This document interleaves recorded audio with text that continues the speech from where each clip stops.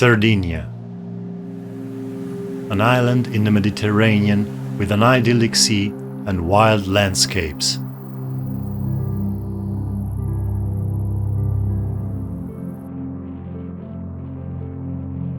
An ancient land shaped by time.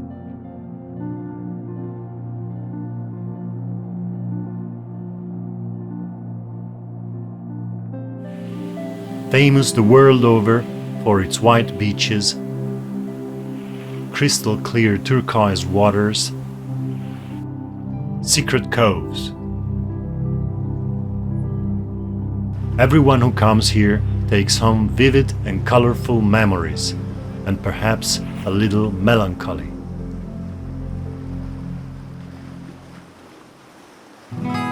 On my first trips to this island over 20 years ago, I was only interested in the feeling of freedom that I got from traveling for hours in boundless, uninhabited landscapes. Sooner or later, some tower would always appear on the horizon, but I did not care. In the years that followed, my archaeological research led me back to those towers, which I already knew were called nuragi. What I realized was that they represented a mystery that was still not completely solved. As I delved deeper into the subject, it also turned out that there were many other types of ancient monuments that I had never heard of. The so-called giants' graves, the domus de Janas, the holy wells, and others. There was food for my antiquity-hungry stomach. Therefore, I went to Sardinia to visit and film these wonders. What I found on my journey exceeded all my expectations. In this documentary, I will take you on a tour of dozens of ancient sites. By comparing them with each other and with what is found in other lands, I will attempt to present the phenomenon of Sardinian archaeology in an orderly manner. Fully aware of the difficult task I have set myself, I will also try to present the different theories that have been proposed over the centuries regarding their age and their use, leaving you free to make up your own mind.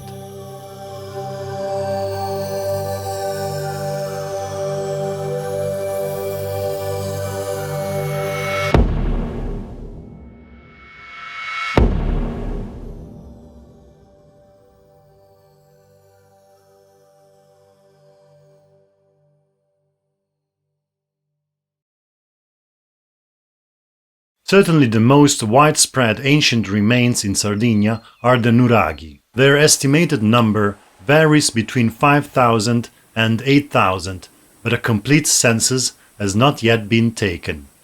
It is, however, an immense number if one considers that the island, although large, covers little more than 24,000 square kilometers. The nuragi are unevenly distributed over the territory, with areas of higher density and regions where they are almost completely absent. From the NurNet site, the most comprehensive online database of Sardinian archaeological sites, we can get an idea of their distribution.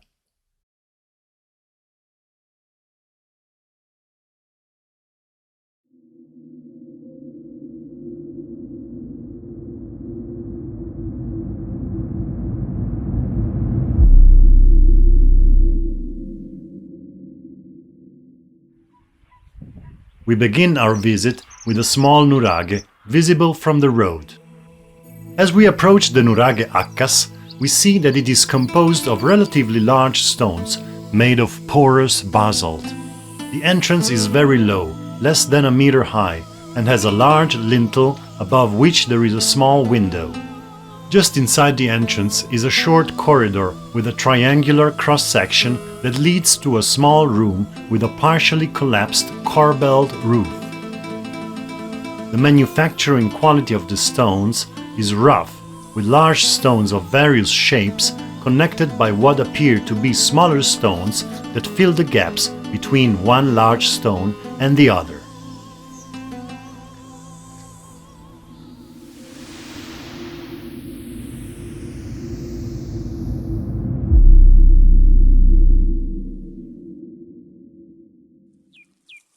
Of similar dimensions is the Nuraghe o Piano, a few kilometers away. This nuraghe also has a lintel above the entrance. Oh, voilà. Et voilà, fantastic! The vault is better preserved, presenting only a small hole at its top. There is also a small niche in one wall, and from the corridor leading from the entrance to the room, there's a staircase that seems to have given access to an upper floor. Today, it is partially collapsed and not accessible.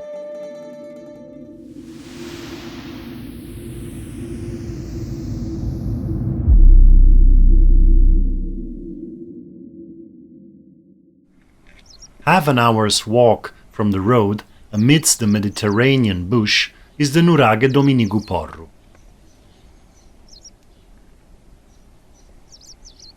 This nuraghe is also composed of very large boulders, but the lintel is cracked. In general, the nuraghe is in poor conditions with a collapsed ceiling.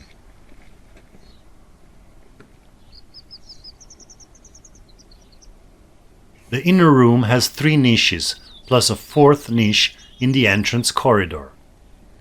Again, there is a small window above the entrance lintel.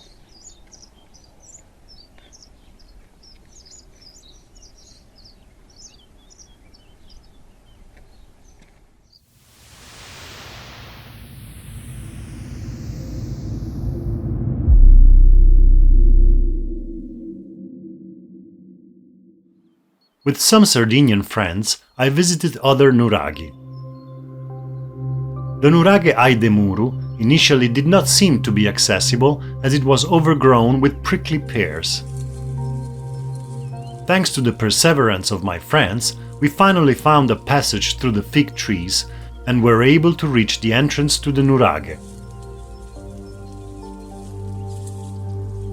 The Nuraghe has the usual niches, but there is a new feature. When looking carefully at the joints between the boulders, the impression is that the smaller boulders have literally been smeared into the cracks.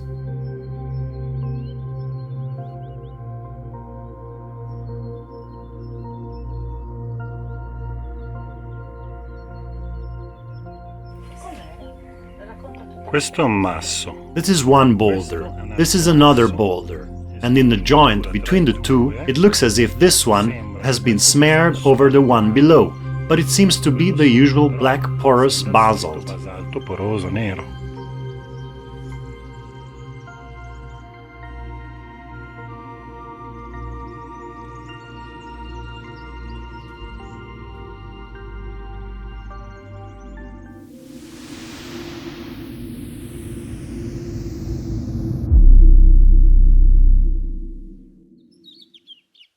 In order to reach the Nuraghe Zipirio, we had to follow the GPS indications in the midst of the dense Mediterranean bush.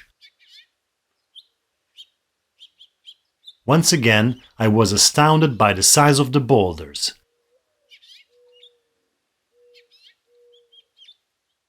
Inside, we can see the features we have observed before, but this nuraghe has a perfectly preserved roof. The nuraghe appears to be partially buried, and near the entrance there are signs that the nuraghe was recently used as a storehouse.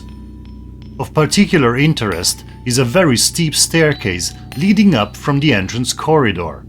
Curious is the fact that the staircase, after climbing a few meters, appears to be deliberately closed.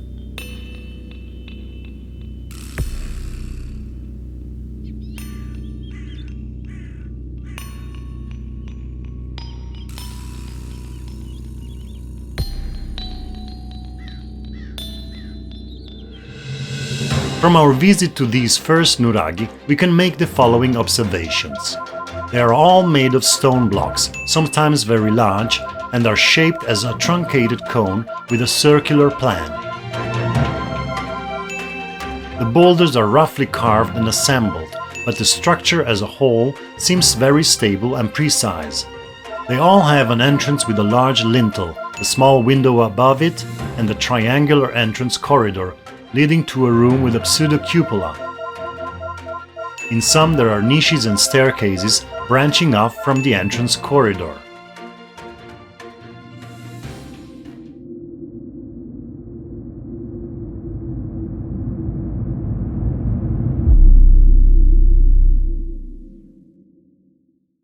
The Nuraghe Santa Barbara adds a level of complexity. In fact, it consists of two towers connected by walls delimiting a courtyard and other structures that have now collapsed.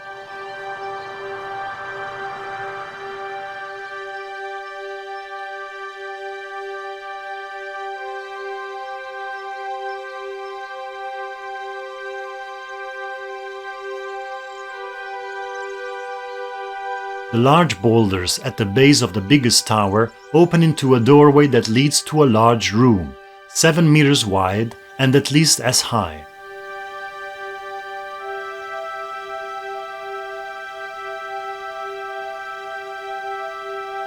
Two very large niches and a high entrance corridor make the site truly impressive.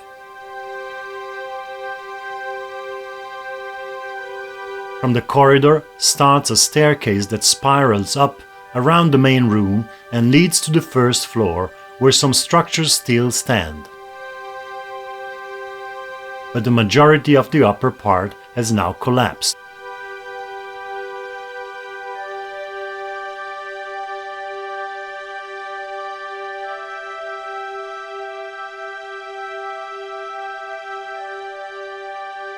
We also notice some curious T-shaped boulders that we will come across again in our journey of discovery.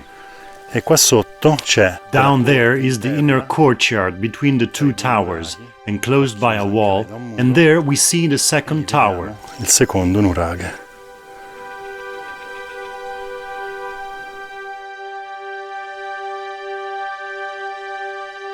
After crossing the courtyard, we enter the second tower. This one is much smaller, but has a new feature. Along its entire perimeter, at a height of about half a meter, there are tall, narrow slits that cross the entire wall. Later we will reason on the hypotheses that have been made to explain them. Come sempre. As usual, when seen from the outside, this nuraghe does not seem to be particularly large. You only realize how big they are when you enter the inner rooms and when you look at the size of these boulders, which are all megalithic. Questi massi che sono tutti megalitici, tutti. Ecco, questa è quella. Here's the second entrance. Seconda entrata.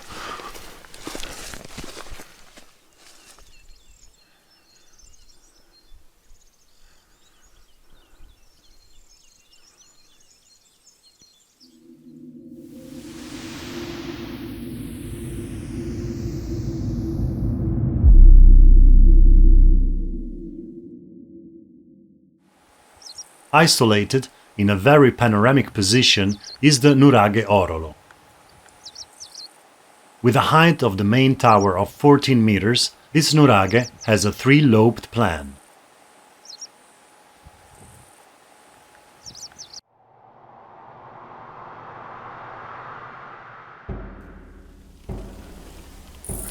We now enter the Nuraghe Orolo. Past the entrance lintel, we encounter an antechamber that leads to a couple of rooms and a further lintel that marks the entrance to the main tower. Qui c'è un passaggio che ci porta. Here is a passageway leading to a side tower. La torre laterale.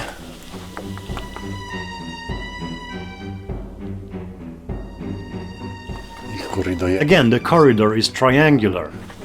Qui abbiamo una seconda. Here we have a second semicircular tower in which a bramble bush has grown.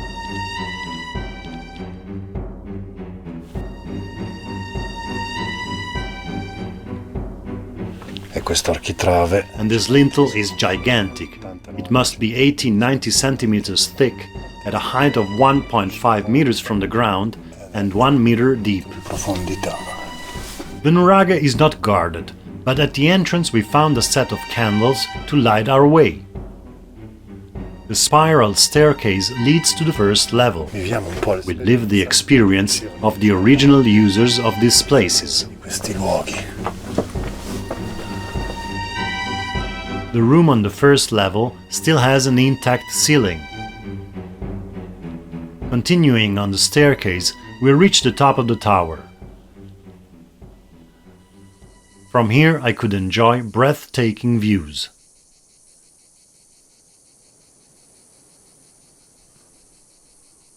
Questa torre qui This tower here is the third lobe. si vede anche la You can also see my shadow.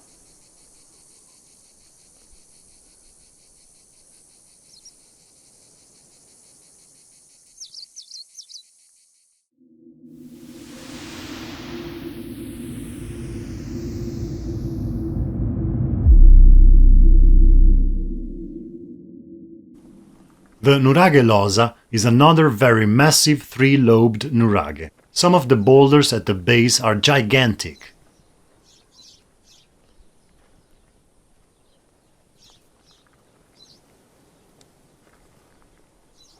Around the main complex are further circular structures. un primo resto di Here we have the remnants of a tower with the large niche and the small niches at various heights on the walls. a varie altezze sulle pareti. The interior of the central bastion consists of 3 rooms and several niches and corridors.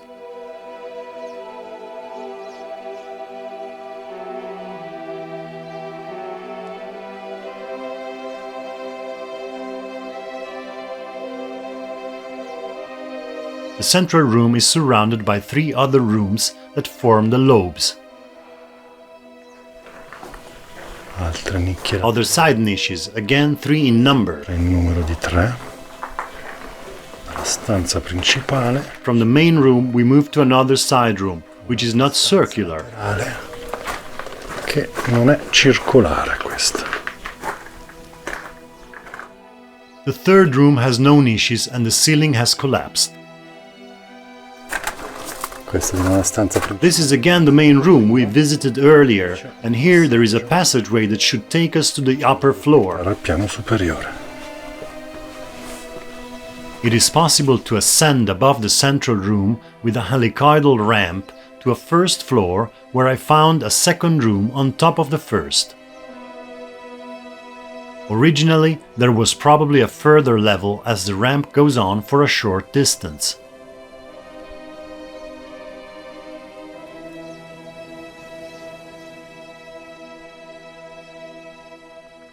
The circular structures outside the main complex have a radial pattern of high and narrow slits, as already seen at the Nuraghe Santa Barbara.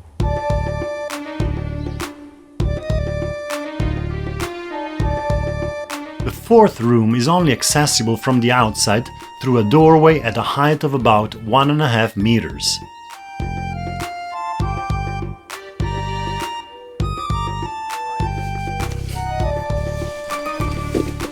Inside this room is a staircase that in turn starts about 2 meters above the floor of the room.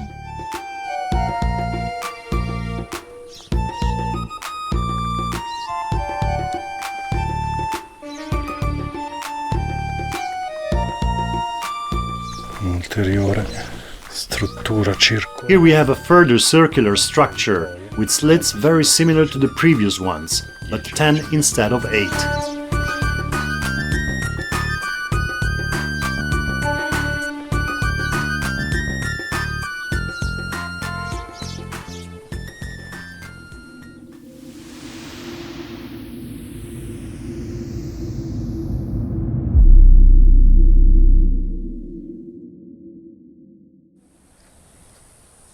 The Nuraghe Santo Antine, located in the valley of the Nuraghi, is the last 3-lobed nuraghe I present. This nuraghe also consists of a high, well-preserved central tower and a surrounding bastion with 3 rooms, one at each end of the triangle. Qui c'è un'entrata che ricorda Here we have an entrance that vaguely resembles an old keyhole, with a huge monolith as its lintel. come architrave. Around this nuraghe are other smaller structures. The entrance, closed by a semi-lobe of the general plan, leads to a courtyard.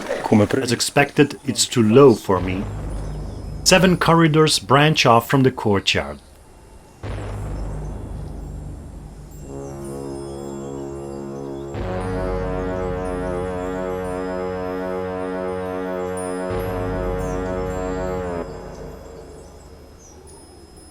Following one of the paths, I get to a new feature not yet seen and the main attraction of this nuraghe.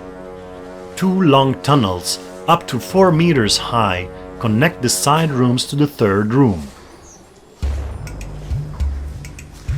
Other tunnels create further connections between the various inner rooms of the nuraghe. And here again a very low passage. I had to duck down, it will be 1.5 meters high. Here we are in the room we saw before from outside through the slit. Here is another gigantic tunnel. This one is probably even more than 4 meters high. A deviation takes us back to the courtyard we saw before. This is a semicircular tower with a whole series of slits. And here we reconnect with one of the main galleries. The galleries also repeat on the first level, but today they are open.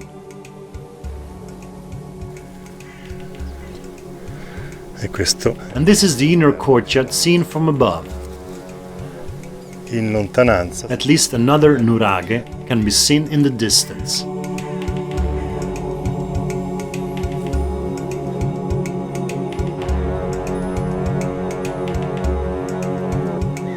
Again, there are vaguely T-shaped boulders.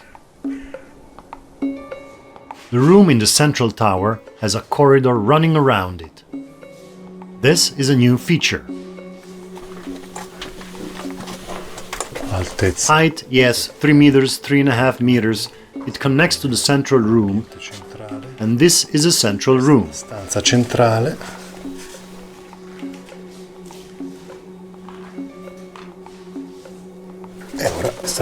And now we go up to the first floor with this staircase, also very high. Here it is 4 meters high again. On the first floor there is a second room and a window that points to another nuraghe.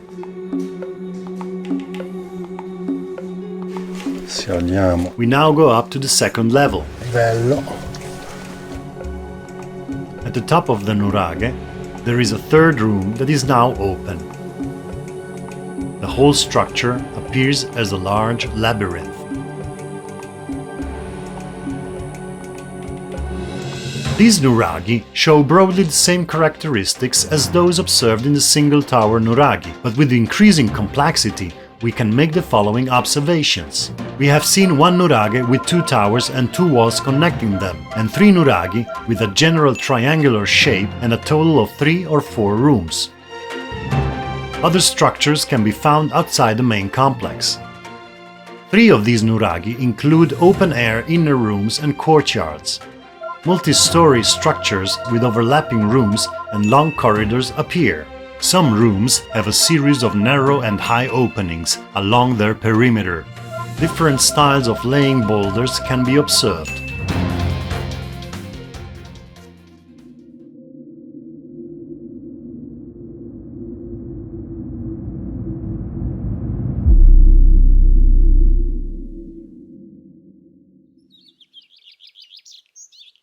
The Nuraghe Mesomaiore stands on the edge of a plateau and is in a moderate state of preservation.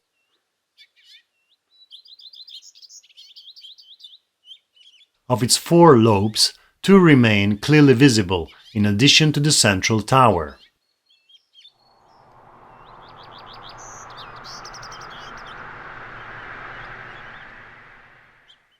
A very imposing wall. It must be 5 meters high, with the rest of the tower going up another 2. It is quite unsafe, so we are not going to try to climb it, because it is not recommended. But you see, there is a very nice main tower, this wall here. Unfortunately, it is all overgrown with vegetation, as you can see. There is a courtyard here. The interesting thing about this nuraghe is that it appears buried, despite its elevated position. What at first appeared to be the entrance door, after further observation, turns out to be the small window above the lintel, as often seen in other nuraghi. This means that at least a couple of meters of earth were deposited. We will come back to this observation.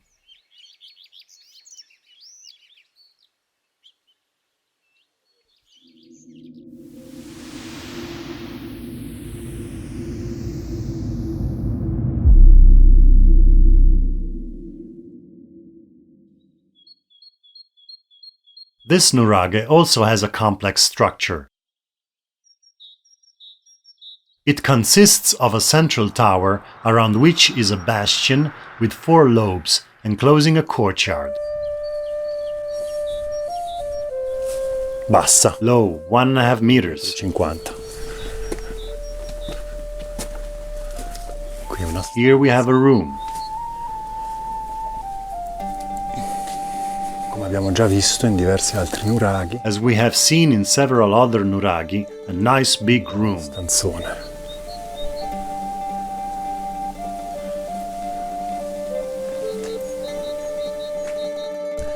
Qui abbiamo un'altra stanza. Here we have another room, which has partially collapsed, although, as you can see, there is the usual triangular corridor.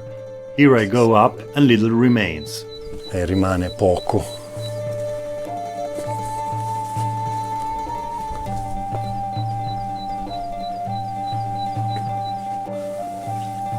Ecco, questa è la stanza principale. Here is the main room. There is a huge lintel again. Nuovamente gigantesco.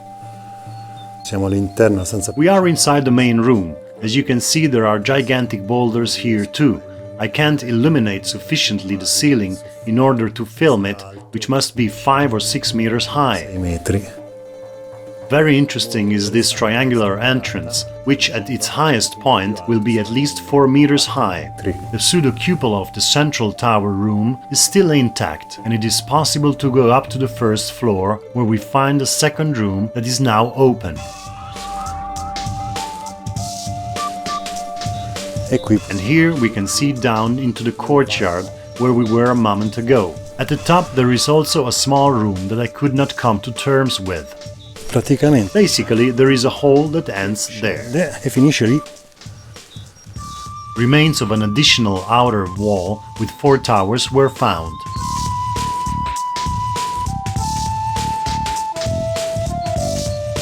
The double layer of walls enclosing the main tower led some researchers to suppose that the 4-lobed bastion was built later around a pre-existing tower. Its name, Nuraghe Lugerras, which means lantern in Sardinian, derives from the discovery of numerous terracotta votive lanterns.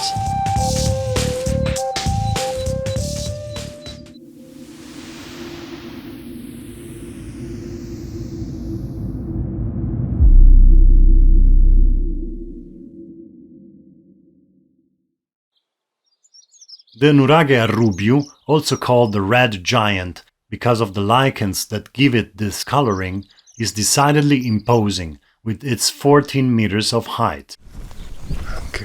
Here too, there are definitely large boulders, not squared in this area.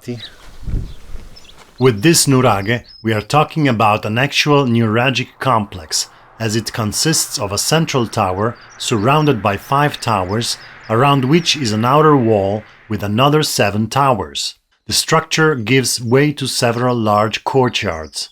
The size of the boulders is enormous, and on the wall of some of the towers there are the now well-known vertical slits delimited by large boulders placed vertically. Blocchi. Megalithic blocks, some again well squared off. Quadrati.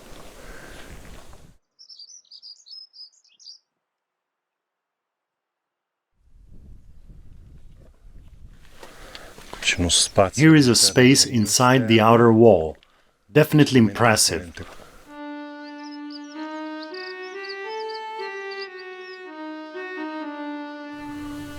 tutta una a whole series of niches and slits. feritoia. Cioè non ci You don't do any mundane activity in such a structure. un altro ambiente Another turret room, also enclosed, also with a series of niches. tornicchia. Un'altra torre. Yet another tower with a similar structure and another large niche.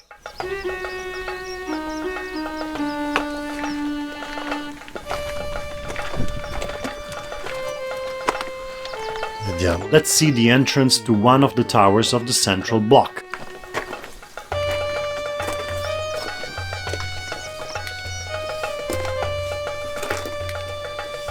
In the innermost courtyard, there are considerable constructional differences in the way the boulders of the central tower and the side walls are assembled. Unfortunately, several rooms in the central block are not accessible today. Qui vediamo. Here we have one of the towers we saw earlier from the outside, with all the boulders and the numerous slits.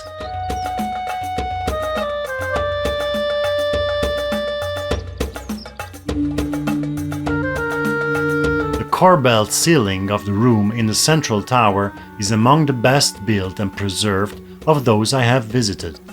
Qui mi sembra. There seems to be another tunnel here.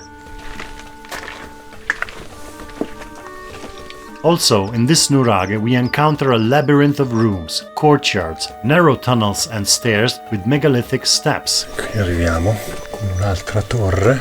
And here we come to another tower that has numerous slits. O feritoie. The workmanship is very rough, nevertheless, it all stays together. It is surprising how shapeless and apparently roughly assembled boulders alternate with very well cut and precisely shaped ones.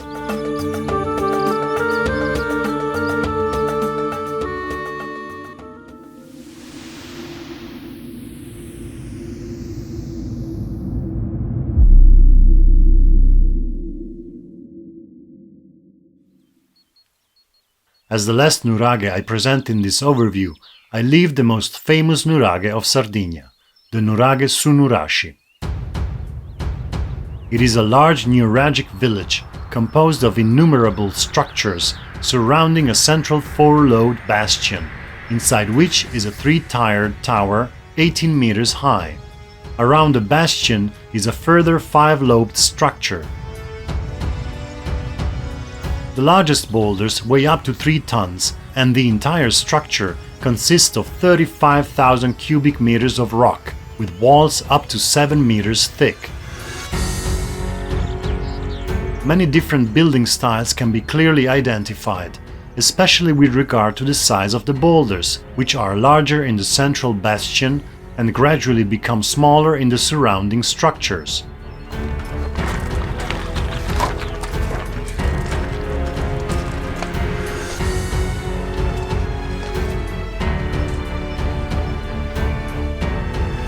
E da qui c'è una vista di tutto. And from here there is a view of what is officially called the village around the protected well. Protetto.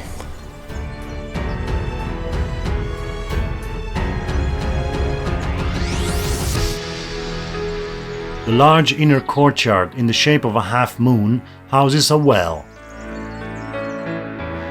The structure of the rooms is what we are used to by now.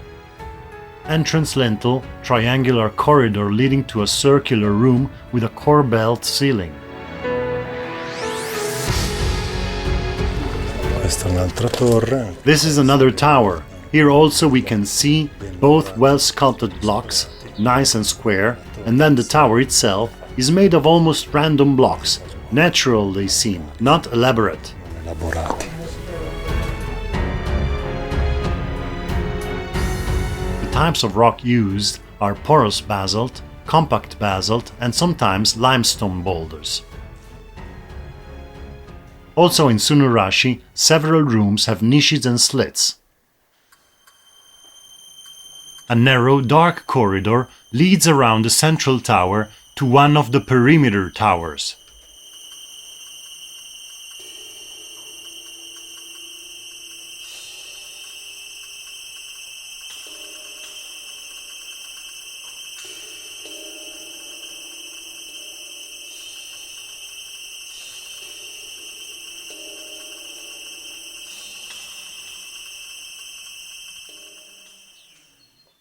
The walls around the courtyard, 10 and more meters high, are very imposing. As already noted, the boulders that make up the central complex are gigantic and roughly carved, with the empty spaces filled with smaller stones. The structure is impressive.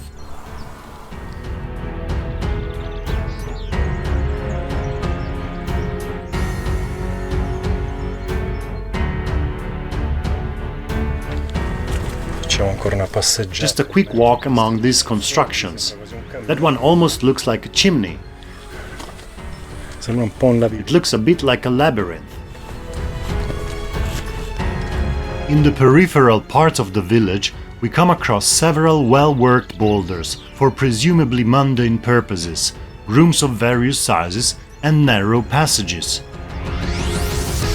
And here we have a whole series of square, well-cut boulders. According to our guide, each of these has a weight of 1400 kilograms.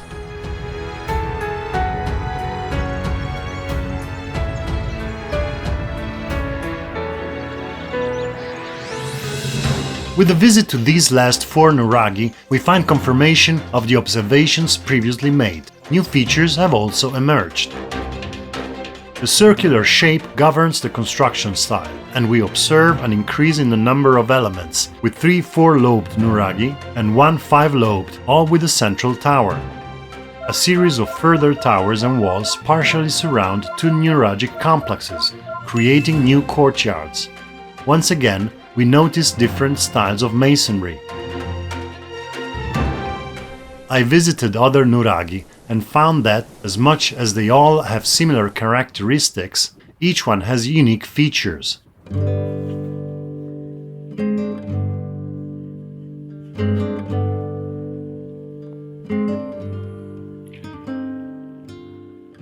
Before giving some thoughts on these mysterious traces of the past, it is fair to mention my visit to 2 examples of so-called Protonuragi, or corridor nuragi.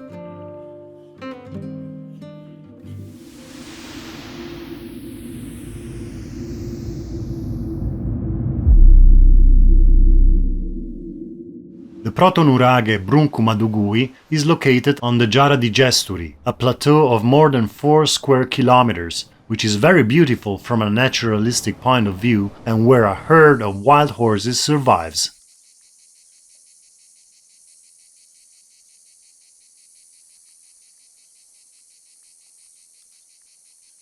On one side, the Protonuraghe has a wall of boulders some 15 meters long and 3 to 4 meters high. It develops into one large bastion in which some structures such as steps, corridors, and the remains of rooms can still be recognized.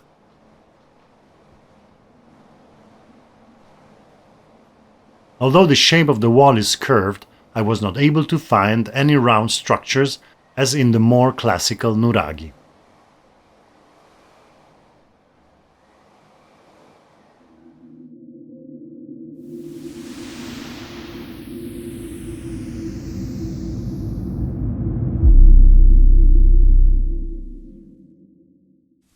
The other Protonuraghe I visited is located at the archaeological site of Santa Vittoria, near Serri. We will later review this site in more detail. What we want to observe now are the corridors and small rooms that characterize this Protonuraghe, or, as it is also called, corridor nuraghe. Here we have a strange pathway, like a channel between 2 rock walls.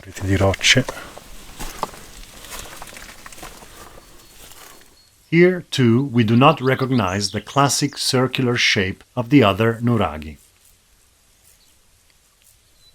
Before proceeding in my presentation, it is important to remember that these observations are based on about 15 nuragi, and if we remember that there are an estimated 8,000 of them, we are talking about less than 0.2%. The visit to other nuragi will certainly lead to the identification of further features.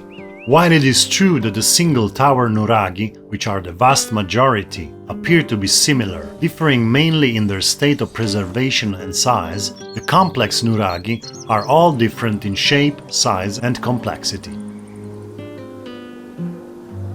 After visiting the Nuraghi, I was obviously very impressed. I was amazed by their quantity, size, uniqueness, and, last but not least, the silence surrounding them. We are talking about an immense amount of stones and boulders that have been moved and still survive in the form in which they were originally placed. Anyone who has been to Sardinia has probably seen them, and although they may be inconspicuous from afar, a visit up close shows remarkable structures.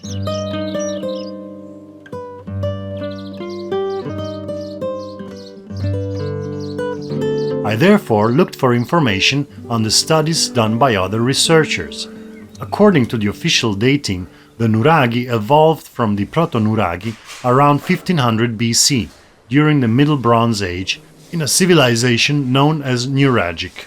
The current theory on their function, which has been proposed by Sardinian academic Giovanni Liliu and other scholars, is that they are defensive structures. But the debate is still intense, with alternative theories suggesting civil, religious, or funerary use. Others have pointed out astronomical alignments with stars, planets, solstices, equinoxes, etc. Comparing these theories with what we have observed, we can consider that the use as defensive military structures seems unconvincing. The rooms of the nuragi are almost always very narrow, providing little space for communal living and the accumulation of reserves.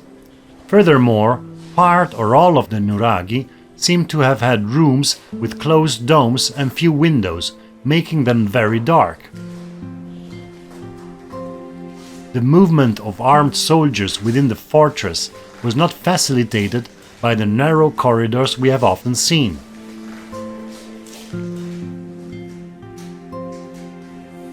In this sense, a group of Sardinian researchers did an in-depth study and concluded that, if we consider them to be fortresses, the nuragi were very poorly designed. According to this Sardinian research group, these are oriented to important places in the firmament, the stars, astronomically relevant places such as sunrises, sunsets, solstices, and equinoxes.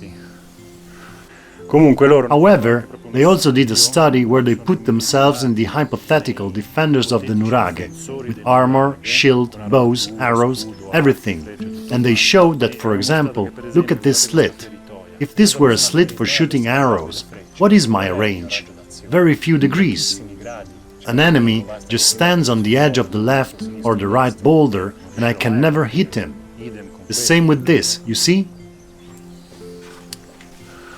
Moreover, specifically in this nuraghe, which has this particular shape with the two towers and these walls that create the inner courtyard, even a defender standing on the terraces, there are many dead angles that cannot be reached by the defender. He cannot shoot arrows in a whole series of areas, so the enemy without any problem can use the nuraghe itself to hide and defend himself. If we then add to this the fact of an average density of 1 nuraghe per 3 square kilometers of territory and up to 2 nuraghi per square kilometer in areas of maximum density, we either conclude that the nuragics were an extremely warlike people or we look for other possible explanations. Also interesting are the theories that see the nuraghi as astronomical observatories. Although very stimulating as a theory, the question remains as to why 8,000 astronomical observatories are needed in a relatively small territory. In order to seek further insight, I therefore turned to the past. I wanted to find research on the nuraghi dating back to a few centuries ago, when the first scientific archaeological investigations were carried out in Sardinia. I found several authors, including Petit Radel, whom I had already met in my research on the polygonal walls of continental Italy. One of these books, displaying beautiful illustrations, I finally managed to acquire.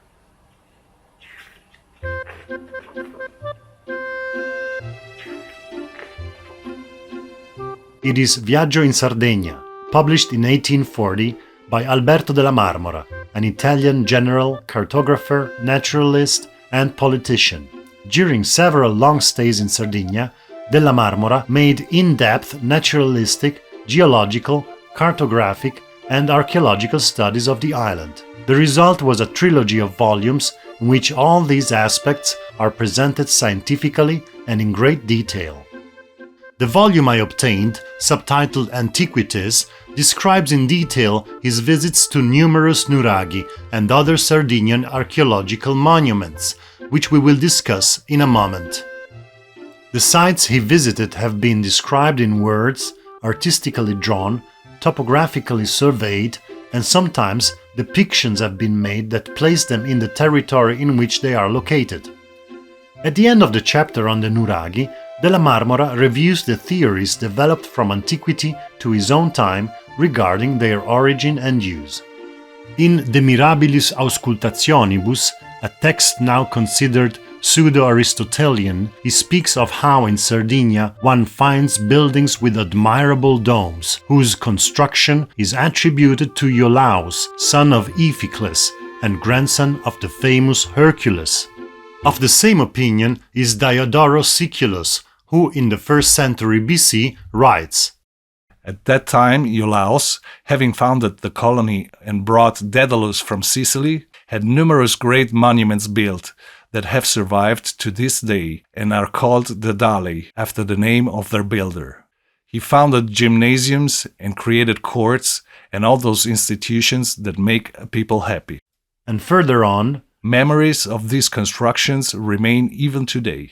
But neither of them mentions the function of such structures. Della Marmora's presentation continues with an exposition of other authors who have spoken about the nuragi and expressed their ideas about them.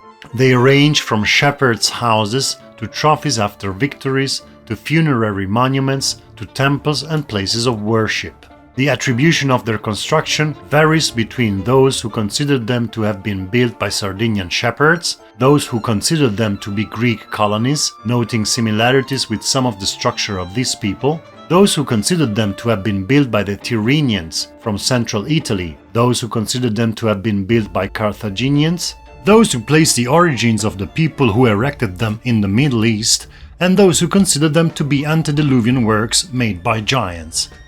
It seems that the disparity of opinions was present even then, as it still is today. The one thing they all seem to agree on is the great antiquity of the nuragi. What many express, including Della Marmora, is the total helplessness that the researcher of these monuments feels when trying to understand their purpose, a feeling exemplarily expressed by Della Marmora in reference to a letter from Borelli. Above all, the last sentence renders exactly the idea of this impotence often felt by me too, when, after having had the impression of recognizing in the nuragi certain features capable of clarifying doubts about their origin or their use, the discovery of a different feature in another of these constructions plunged me back into doubt and destroyed all the deductions and reasoning that I had worked out after the previous discoveries. I can only fully share Della Marmora's sentiment. Della Marmora himself remains in doubt between the opinions of those who saw them as tombs and those who considered them to be religious buildings, considering that they could in fact be both. Let us remember at this point that tombs have also been found in many churches, but this does not mean that today we consider churches to be funerary buildings. In fact, corpses have been found in some nuraghi, as well as bronze statuettes depicting deities, of which Della Marmora gives an extensive review in his book.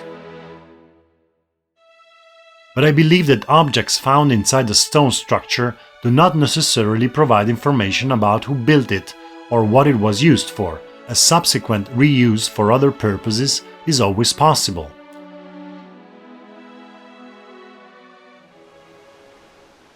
Let what we have seen and discovered about the nuragi settle while we explore the other ancient works Sardinia has to offer.